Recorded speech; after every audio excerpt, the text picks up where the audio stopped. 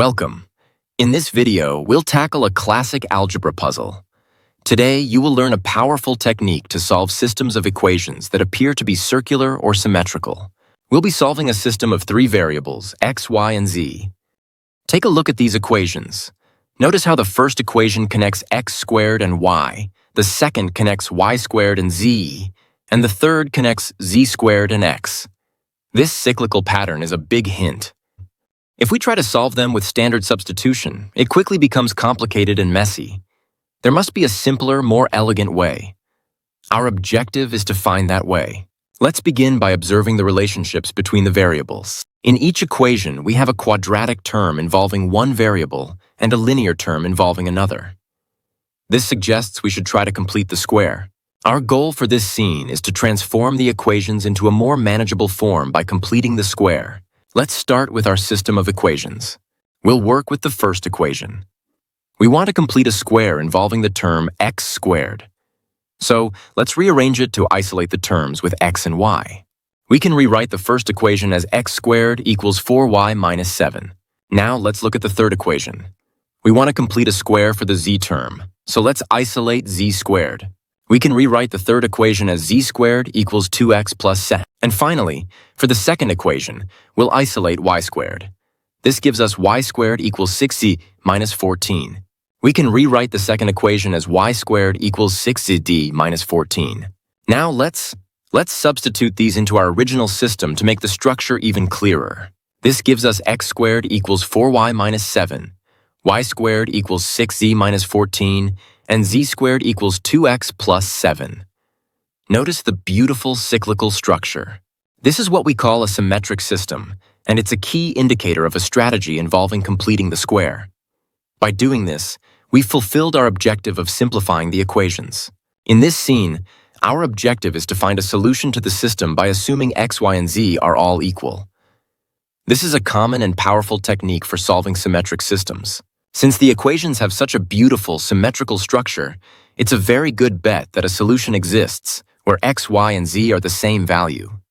Let's explore this possibility. Let's assume there is a solution where x equals y equals z. If this is true, we can substitute x for both y and z in any of the equations. Let's use the first one. Our first equation is x squared equals 4y minus 7. If we replace y with x, we get x squared equals 4x minus 7. This simplifies our complex system of three equations into a single, straightforward quadratic equation.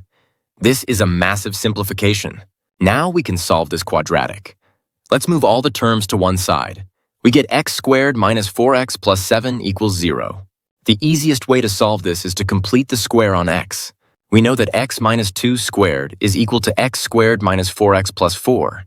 Our equation has a plus 7 at the end. We can rewrite plus 7 as plus 4 plus 3.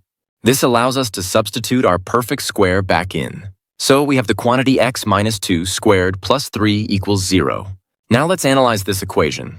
The term x minus 2 squared is a real number that has been squared.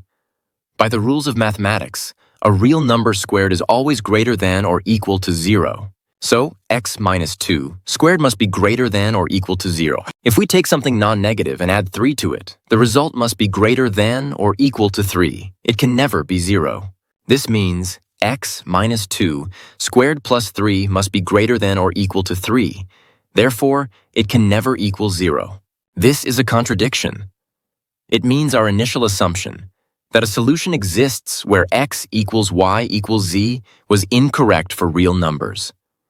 This is a very important finding. It tells us we need a different approach. We have successfully shown that a symmetric solution is impossible. Our last attempt led to a contradiction, which is great because it tells us what not to do.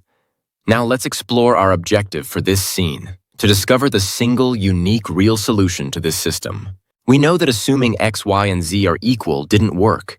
However, the completion of the square idea was very useful. Let's apply it directly to our equations. This is a common and powerful technique. We'll work with the equations in their original form. Let's rewrite them, setting the constant terms up for completing the square. This gives us x squared equals 4y minus 7, y squared equals 6z minus 14, and z squared equals 2x plus 7. Now, let's look for ways to complete the square using two variables. This might sound tricky, but the structure of the problem suggests a beautiful simplification. Let's try to add the three equations together. Sometimes, this can cause terms to cancel out or simplify nicely. Let's see if that happens here. Adding the three equations gives us x squared plus y squared plus z squared minus 4y minus 6z minus 2x plus 7 plus 14 minus 7 equals 0. Now let's rearrange this. The constant terms simplify to 14. Let's group the terms for each variable. This gives us x squared minus 2x plus y squared minus 4y plus z squared minus 6z plus 14 equals 0. Do you see it? We have three almost complete squares. This is exactly what we need. This is the big step, the aha moment. Now we'll complete the square for each group of terms. For x squared minus 2x, we add 1 to get x minus 1 squared. For y squared minus 4y, we add 4 to get y minus 2 squared. And for z squared minus 6z, we add 9 to get z minus 3 squared. Now where did these numbers 1, 4, and 9 come from? We just added them to the left side of our equation. To keep the equation balanced, we must subtract the same amounts from the constant term 14. So we have 14 minus 1 minus 4 minus 9. Notice something amazing? 14 minus 1 is 13.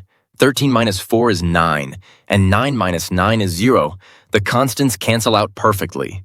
This leaves us with the incredibly elegant equation.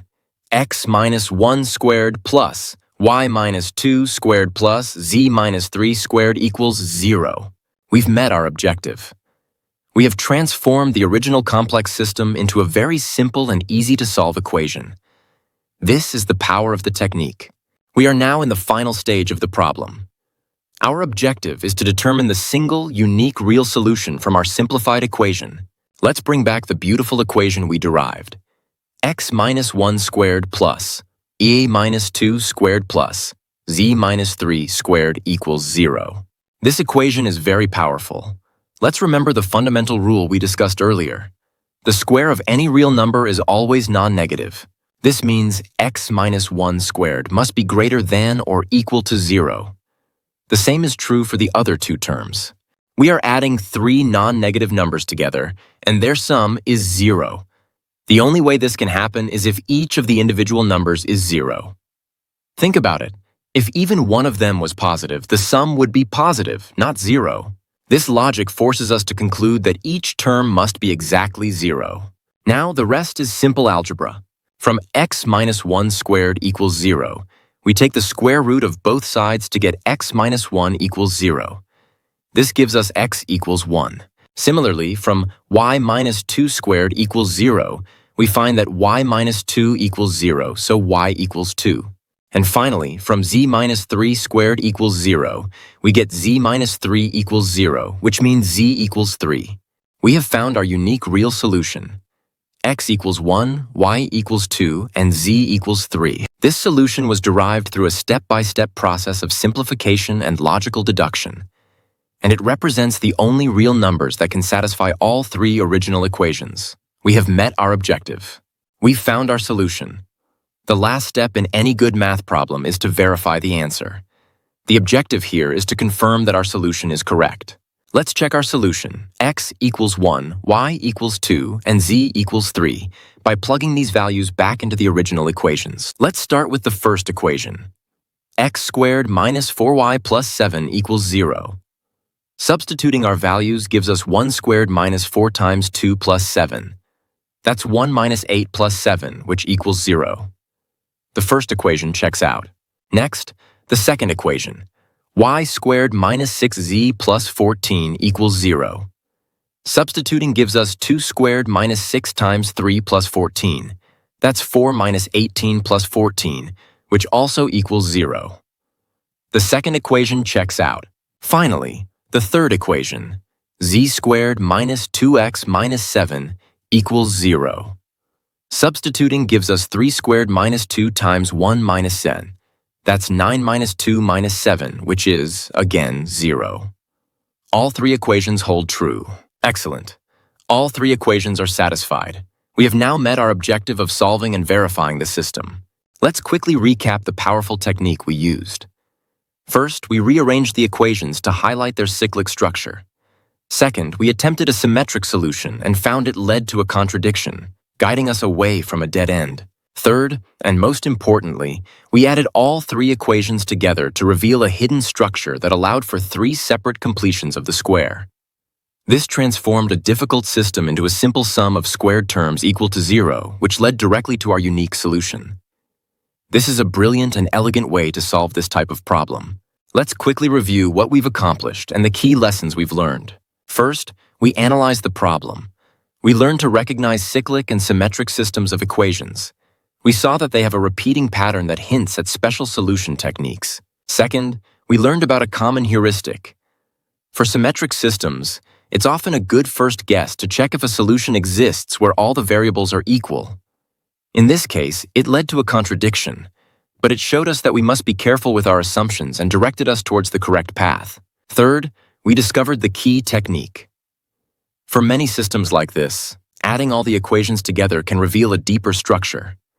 Here, it beautifully simplified the problem into a sum of squares. And finally, we applied the fundamental principle that for real numbers, the sum of non-negative terms can only be 0 if each term is 0. This principle is a cornerstone of algebra and allows us to pinpoint the exact solution. Today, you've not only solved a challenging system of equations, but you've also mastered a powerful set of strategies for analyzing and solving complex algebraic problems. Keep these ideas in mind for future challenges. Great work!